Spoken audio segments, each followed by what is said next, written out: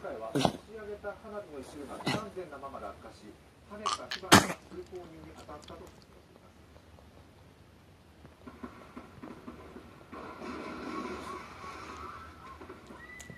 す。ちゃん大丈夫？何か詰まった喉に。新宿区の神宮球場で行われていた神宮外苑花火大会で打ち上げた花火の一部が不完全なまま苦しいの。跳ねた火花が球場の外を通過していた30代の男性の手首に当たりましたが、男性は救護室で手当てを受けてそのまま帰宅したということです。どうしたんだろう。冷えたのかな。球場の外に落下して破裂し、男性1人が軽傷としています。治んないね。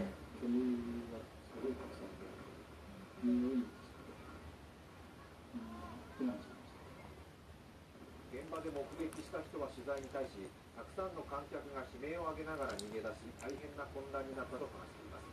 警視庁などが詳しく原因を調べています。ね、ここでねんでする？恐ろしさをどのようにすれば人々に分かりやすく伝えることができるのか、アメリカ